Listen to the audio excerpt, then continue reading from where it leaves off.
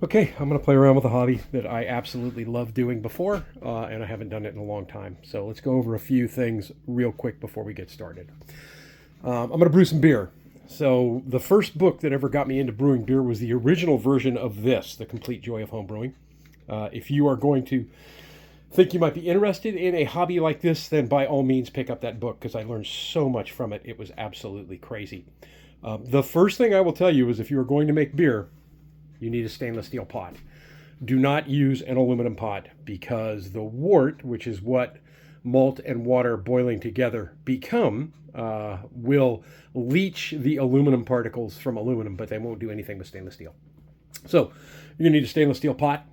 You're going to need a fermenting vessel of some kind. In this case, I've got a 6-gallon glass carboy, and I like these because I like to watch them do their thing.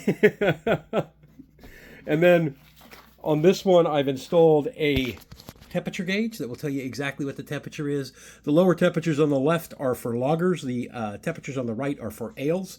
And that you'll find out more about in this book. I'm going to do an extract brew.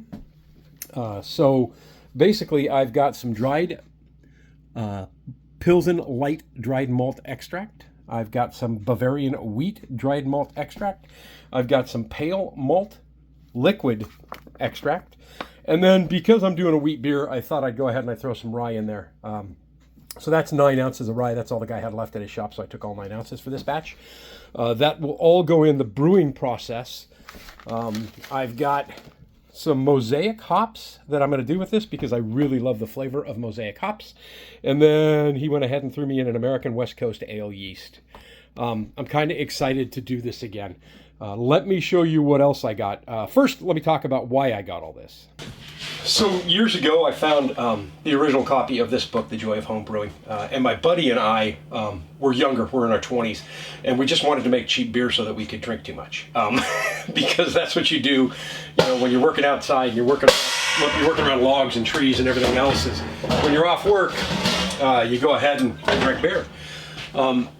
It quickly became more than that to me. And while I started out with extract brews, I quickly progressed into what they call all grain brews, or mashing my own malt. And then it just ran away on its own.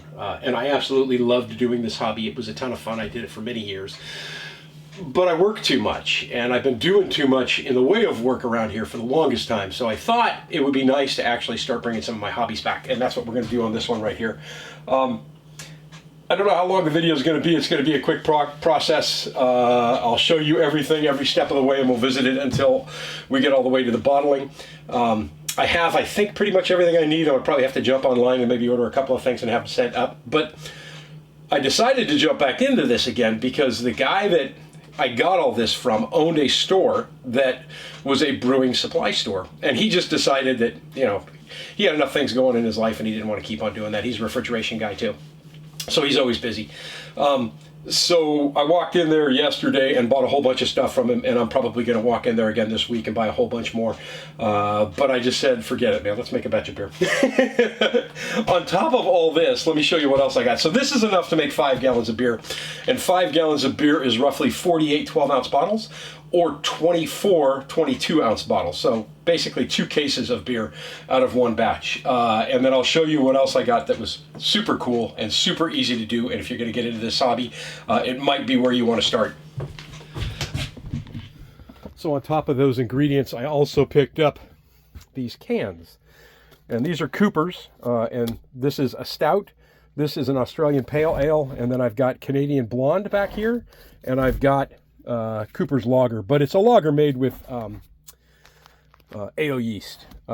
So each one of these cans will make 23 liters, which is roughly 6 gallons, 6.5 gallons of beer. But by the time you're done with the process, you're going to get about 5 gallons out of these. These are pretty much everything included. So this is a hop extract. You're not going to add anything to this but the yeast and the water. And they're super, super simple to start. And like I said, 5 gallons or 2 cases each. So I got 2 cases out there, 4, 6, 8, 10, 12, 14. So it's a total of 14 cases of beer when we're done. These I got for $10 for 3 of them. So basically, each one of these is like $5 for, 2 cases of beer. It's not the greatest beer when it's done, but it's kind of fun and it takes you through the whole process so you get to see it. When I saw the stout, I was super happy because I'm a dark beer guy.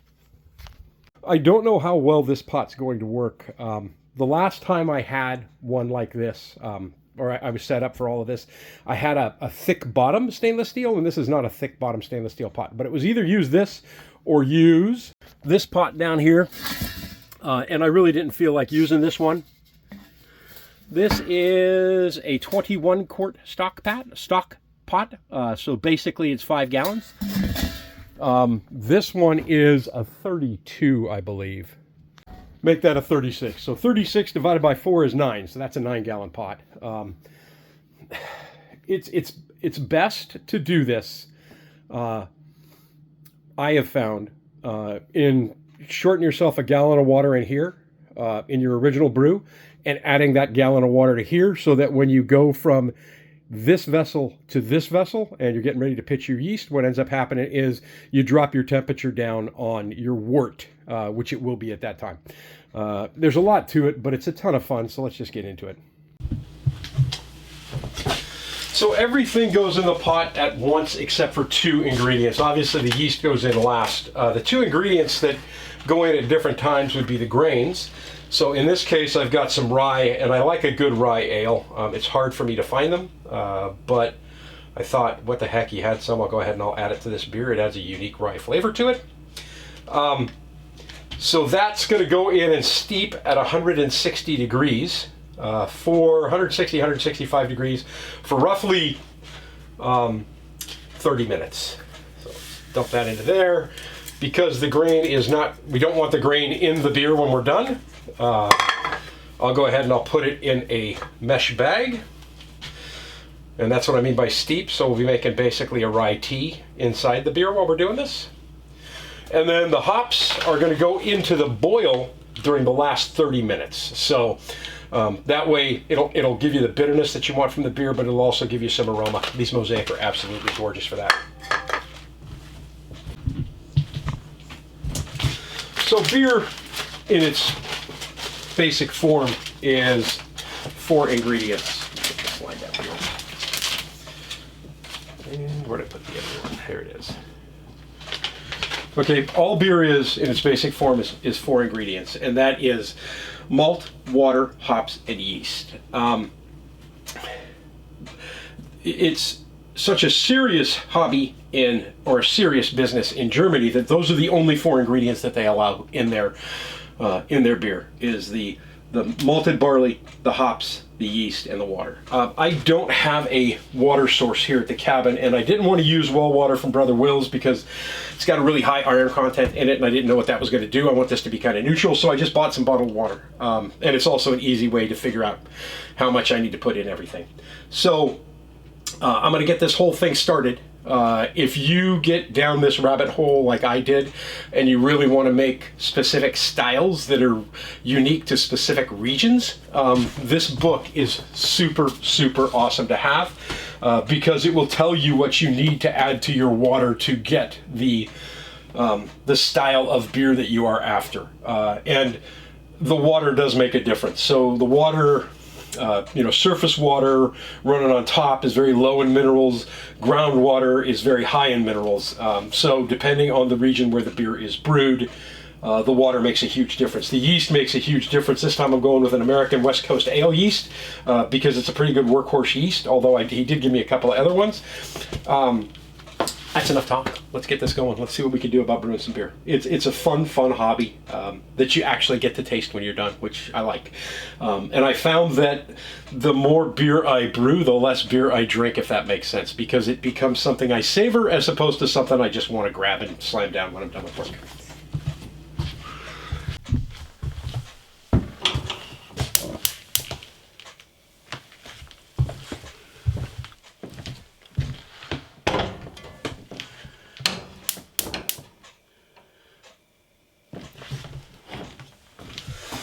Whenever you're using liquid malts, do yourself a favor. That includes the cans. Get a pot of water going, warm this up. It'll pour out much easier when you go to pour it in here. I have a floating thermometer. I don't really need to worry about it now until I feel it getting warm to the touch. But this tells me where I need to be temperature-wise. Like I said, for the grains, I want them to steep for, you know, maybe 30 minutes at about 160, 165 degrees. So I'll add all the malts, then when I get to that temperature, I'll keep it stirred up as I'm climbing temperature so it doesn't burn the malt on the bottom of the pot. And then as I get to the temperature where I need it to be, I'll check with the thermometer, and when I'm at that 160, I'm going to want to maintain that for a bit, and I'll probably tie this bag to the spoon across the top and let it just soak in there. So for the sanitation process, I have these bottles of Crystal Geyser sitting in the truck. I bought them when I was trying to keep the freezer frozen. This is called One Step. It's a no rinse solution. 1 tablespoon of this to a gallon of water.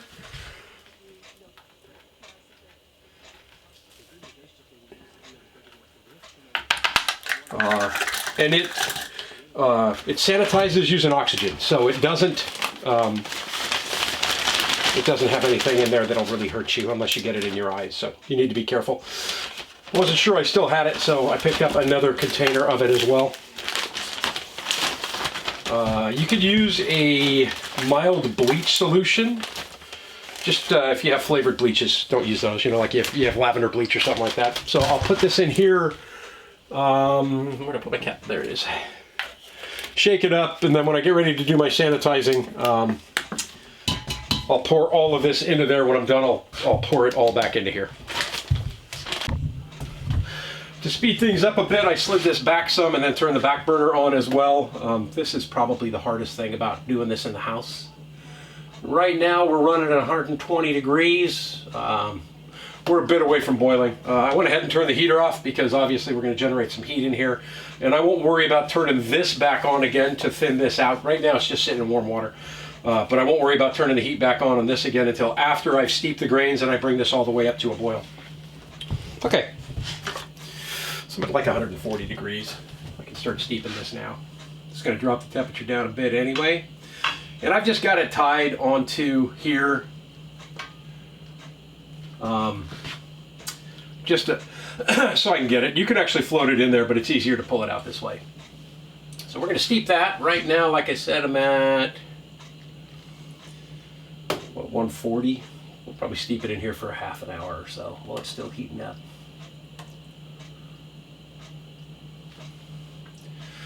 I'll turn off the back burner so it doesn't get going too crazy. And then when we're done with this, I'm going to bring it all the way up to a boil.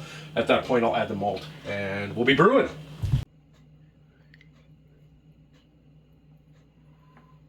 Pretty ingenious, if I do say so myself. So I've seen a couple of comments on this when I looked up how I was supposed to steep this properly, because in the old days I did not. But I wanted to make sure this batch turned out properly. So why do you need to steep this at a certain temperature, and why is 160 basically where you need to be?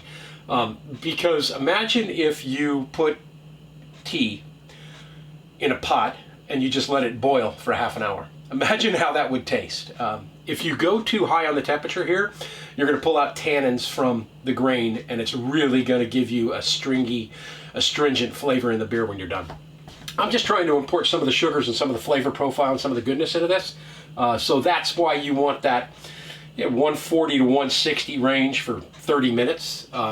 A couple of other ways you could do this is you could take this bag of grain and you can soak it for like overnight or 2 days in cold water in your refrigerator, and you'll probably leach out what you need out of that as well. And then the other way that I read to do this is basically for every 1 pound of grain you want 1 gallon of water. So in this case I would have used a half a gallon of water, and make that tea on the side and then turn it off, pull the bag out and let it drip into your pot, and then pour all that water right in. So this is just a less concentrated way to do it. I don't know that it'll make that much of a difference.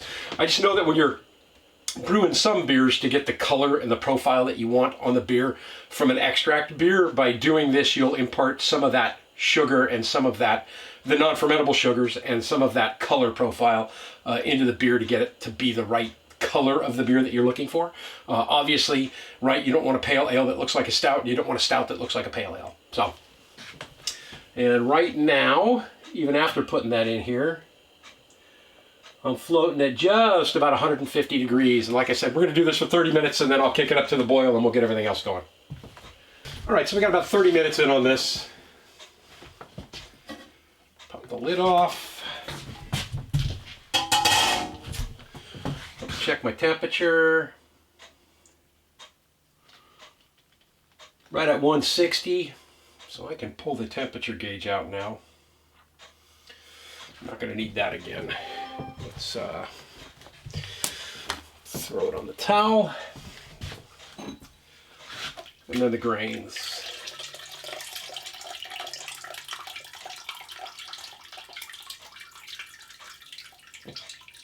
There we go.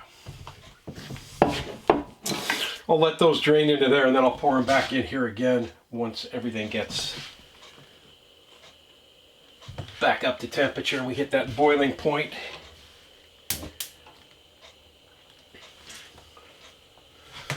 And this I turn back on again so that it's already thin or thinning down. So the water there is pretty hot as well too. Well, Todd came over with Yukon, little pup. Visited for a couple of minutes. Oh, we're getting close now. So I've got a total of 7 pounds, 3 pounds, 3 pounds, and 1 pound on the malt. So 7 pounds of malt in this batch.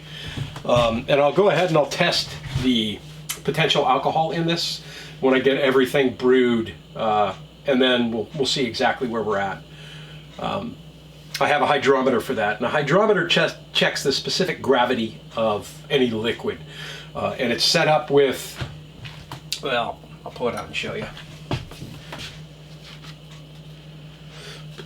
It's set up with a scale on it to tell you what the potential alcohol is going to be. And this is used in beer making, brewing and wine making. So I've got the hydrometer, and that's, I mean, if you're really getting serious, you're going to use this. And the testing flask.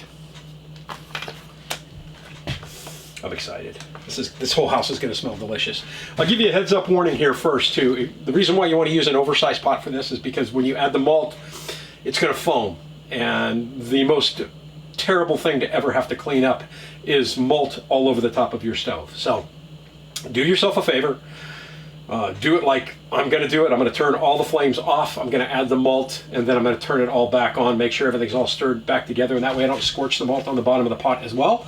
But make sure you have enough room in the top of your pot so that you don't get the boil over. And that's only, you only have to worry about the boil over for like the first 5 or 10 minutes, at which point it breaks it down, breaks the sugars down enough so that you don't have to worry about that. All right. I think we're really, really close, so I'm going to add this and hopefully it'll boil a little faster.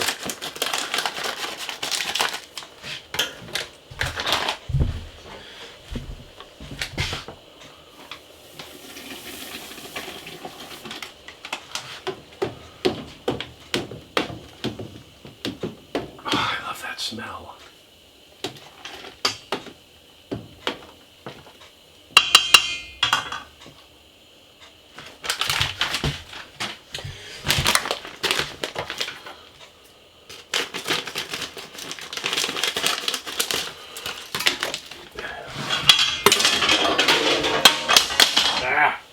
All over the place here.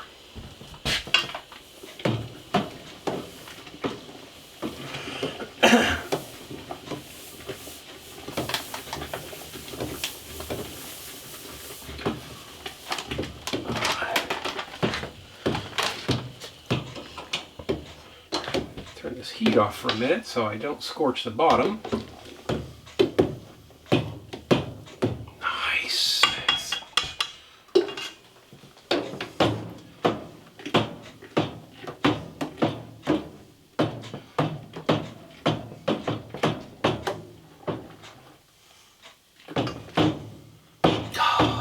Smell, malty goodness. Back on.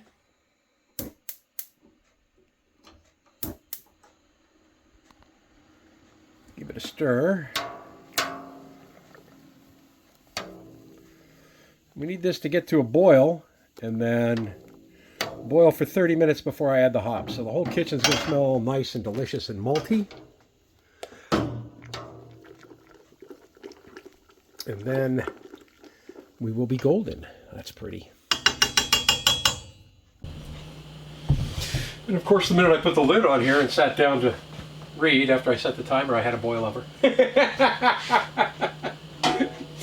It just went on the outside of the pot. I caught it pretty quick. But yeah, it's a pretty serious thing that happens. You want to be paying attention to this when you hit that boil point. I put the lid on it to get a more aggressive boil because I've already started my timer.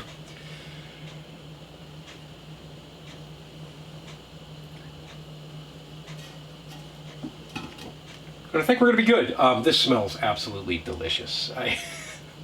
The only negative part of this, doing this in a small space like this, is that I've got steam on the windows now, and my humidity is up to about 54% in the cabin. So I've got the windows open. I've got the heater off, but I have the heater off because I have this huge mass of heat coming from this pot right now. Just want to take a peek at it, see if it's going to kick up again. Looks like we're going to be okay. Hopefully that was the only boil over I'm going to have to deal with. The other issue for me is going to be cleaning up. I will have some stuff to clean up down here.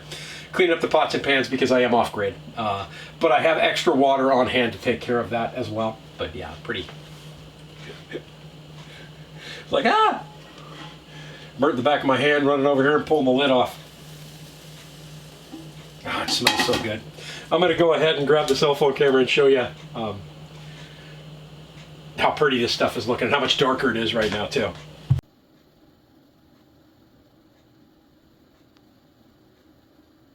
I caught it pretty quick right there. I got a little bit on the outside of the pot, but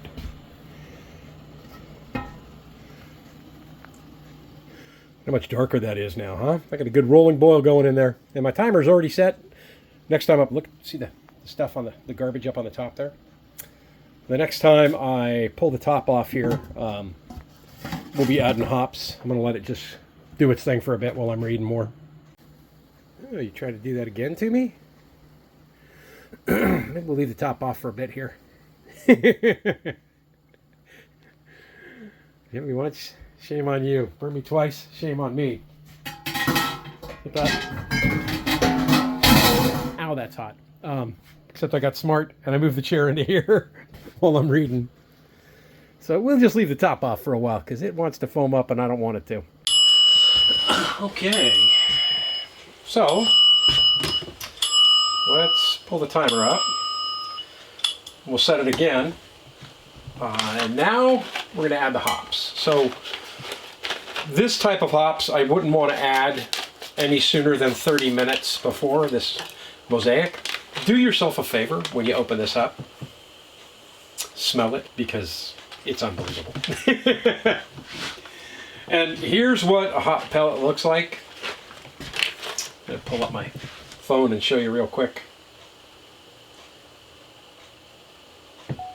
Right? Compressed or hop pellets. You can use whole hops if you get down the rabbit hole deep enough, but to be honest with you, the pellets are awesome. And these are stored under refrigeration. So I'm going to pop the lid off of the pot. And we're just going to pour those right in. And that is 1 ounce. And that will be both the bittering and the aromatic hops for this beer. It's just going to be a single hop beer. You can get, again, super creative and go down all kinds of paths. And at one point I was adding hops at different stages of brewing. And then adding a hop right at the end when I turned the heat off, and that was all for aromatics. But it's at this point that your wort, that's what we have in here right now, it doesn't become beer until it's fermented. Your wort, W-O-R-T, has become, or smells like beer. So it goes from having that yummy, delicious, malty flavor to that beautiful, fresh beer flavor. So 30 more minutes on that, and then we'll be good to go. See all the little chunks and everything that are floating around in there? Don't be bothered by that. Because when your beer ferments, all of that stuff's going to drop down to the bottom of the glass carboy. So it'll separate on its own. But super, super gorgeous. Nice rolling boil. Nice. Nice hoppy smell. I love it. All right, I cheated because I wanted it to cool down a little bit faster, so I put the lid on and put her outside.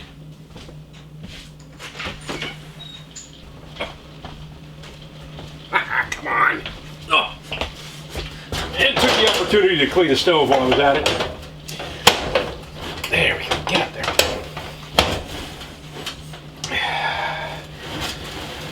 Get things a little situated here, and then I shall start siphoning into here.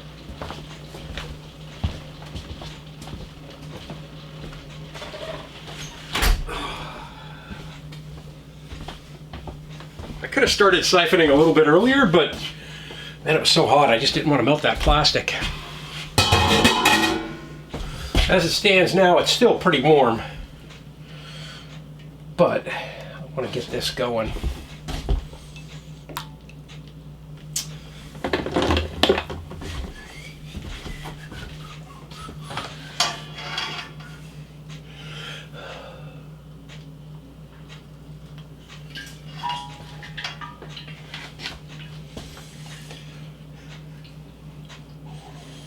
Added a gallon of water to the carboy here. So I'm closer to 6 gallons, which is kind of where I wanted it to be.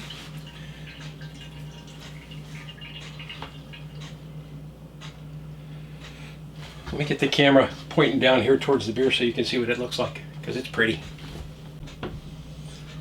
Look at the color, huh? That's gorgeous. That's bloody gorgeous.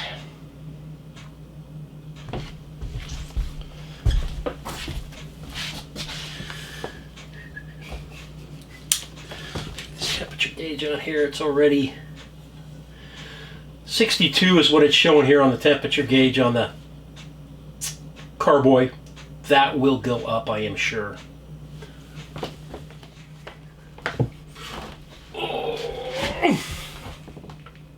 Easy.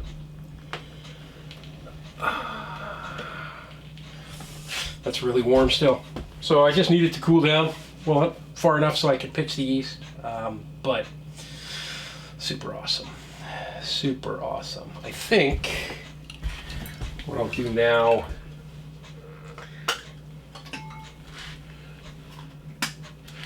is just set this on top to protect it from anything getting in there.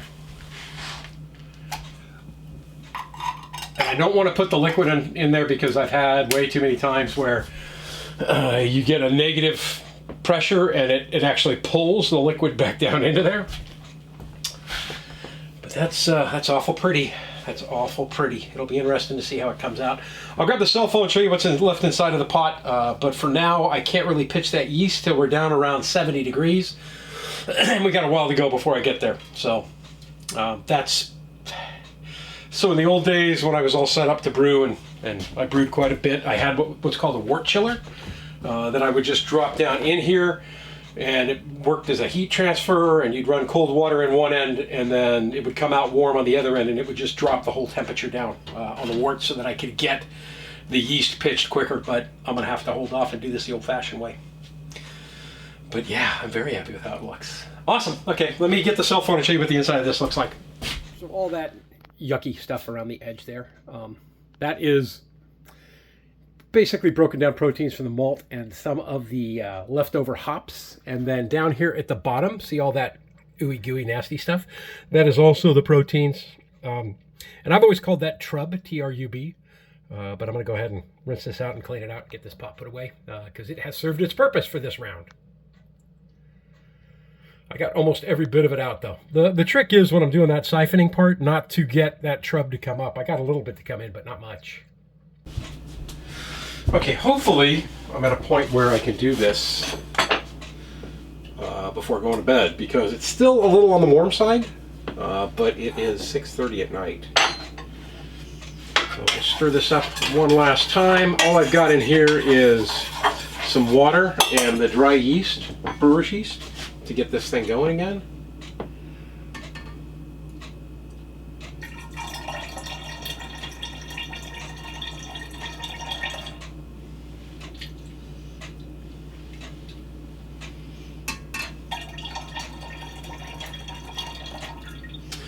And hopefully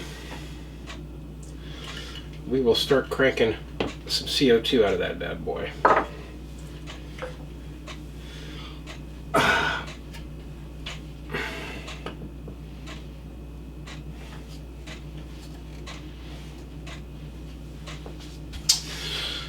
The next time we see it will be in the morning when I get up to go to work, and I'll make sure to take a peek at it then and record it to show you guys what we got going on. But I don't know if you can see this or not. There's a layer right here of where the yeast is sitting. Probably ought to stir that in.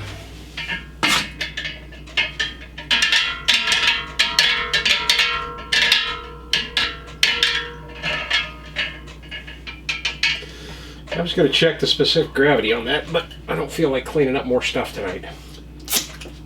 But that's tasty. And it's alive. It has started to grow. Be interesting to see how crazy it is when I come home. The temperature is 78 degrees on it looks like right now. All right, let's see what I got here. I think I might have got lucky. I did. It did not boil over. Look at that, though.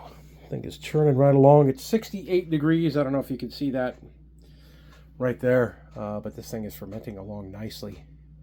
But it's pretty disgusting. So I'm going to get this. I'm going to get something on the counter here. So if it does boil over or perk over, at least it'll be it'll have somewhere to go, so it doesn't fall over my counter. Between 66 and 68 on day 2. Still churning along. I'll have to take that off and clean it again today when I get home. But it doesn't look like we have a leaking mess anywhere. I'm just amazed by this whole process. Very amazed.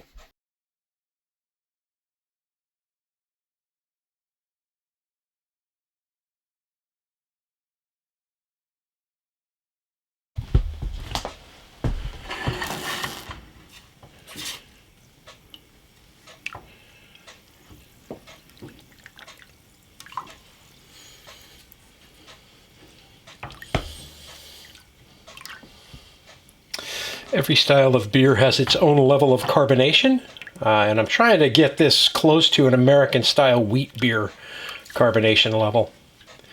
Means it'll be kind of effervescent, but not overly carbonated.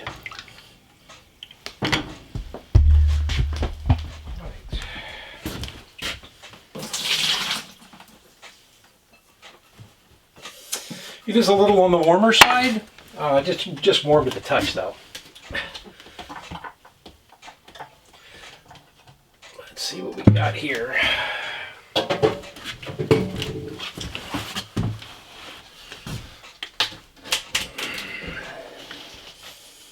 it smells delicious.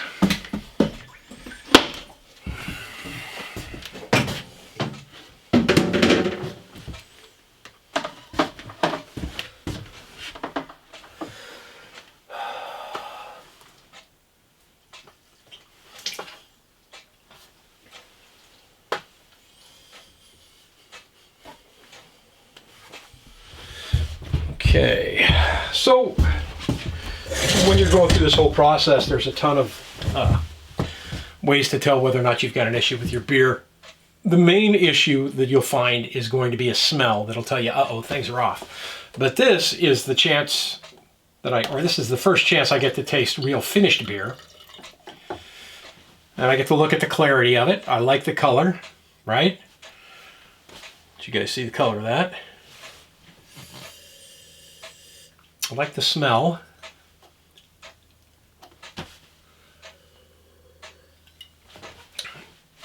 Oh, that came out nice. That came out very nice. So that's not, it doesn't have any kind of a ropey taste at all. So the yeast didn't go off or anything on it, which is super awesome. And now we get the bottle beer.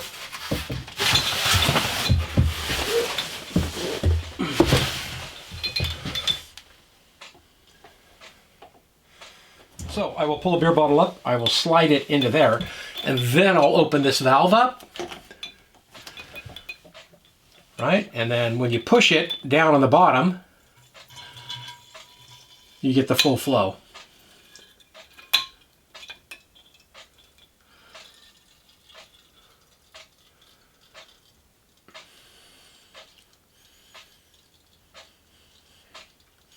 We'll see how many bottles we end up getting out of this batch. The nice thing is you can ease off, the pressure on there. So now it's full, right? So when I bring it down, it's full right to here.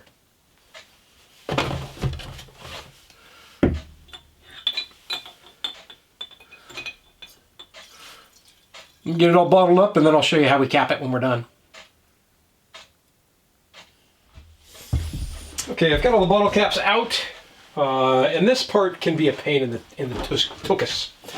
So this is a magnet on the end of this. So when you take that and pop it there, it stays right there. So we'll go with a small bottle first. The trick is you want to place it right over the edge. You want to close it gently. Right? And then when you get to here, you just want to make sure you're squared up.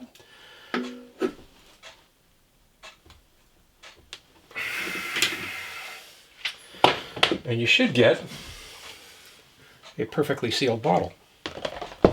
I always soak more caps than I really need, just because invariably I'm going to put one of these on sideways and it's going to look silly and it's not going to seal properly.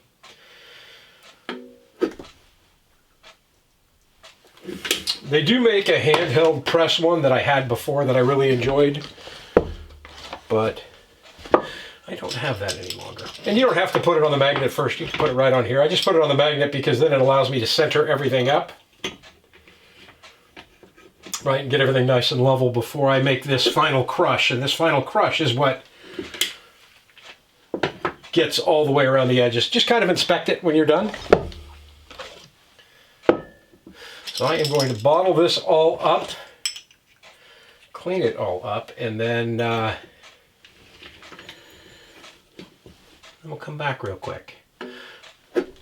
But at this point I have beer, I just don't have carbonated beer. I just thought, well, you might be thinking, hey, wait, you have big bottles. How does that thing work on the big bottles? Well, it works the same exact way. It's based on the top of the bottle, not based on the size of the bottle. So as long as the bottle will take a bottle cap, which these will, it seals up absolutely perfectly.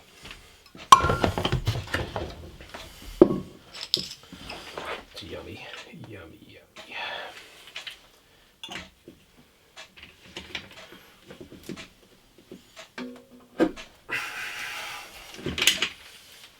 I think the worst thing about this hobby is the cleanup, because you're always washing pots and pans, and it gets nasty, dirty everywhere. And if you don't clean everything up right away, it's just a bugger to get anything clean. All right, I'm going to finish capping these all up, and then the next time we come back, it'll be probably 2 weeks from now, and maybe I'll grill up a cheeseburger. We'll pop one of these open and see whether or not we have carbonation. But yeah, that'd be nice. I need a cheeseburger anyway. So my calculations were not off as far as I thought I was. So this would be 24, and this would be 24. So I got 1, 2, 3, 4, 5, 6. I got a 6-pack extra. Why do I say I got a 6-pack extra? Because I'm an idiot. For whatever reason, I forgot to fill 2 of the bottles.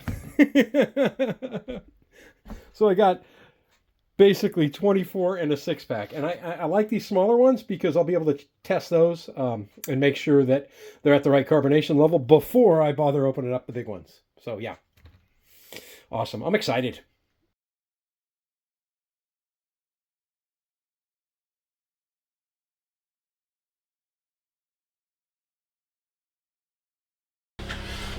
This may be early on here. Still probably have another week left to go, but it is carbonating slowly but surely.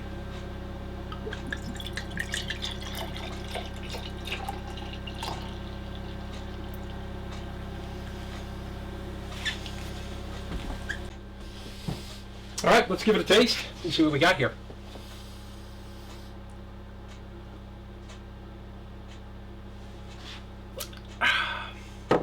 Yum. That is yummy. It'll just get better as it sits in those bottles and carbonates even more. But it's really, really smooth. Reminds me more of a brown ale than an actual wheat beer per se, and it's just got delicious flavor. Next time though I brew something like this, I'm going to add a little hops at the end so that I get a little more hoppy nose and hoppy flavor on it, because right now there's not much other than the hops that's in the actual beer itself. Oh, that's delicious. All right, I'm going to get out there and grill my chicken up. I got some honey mustard, homemade honey mustard barbecue sauce right here, and that's going to go on top of it.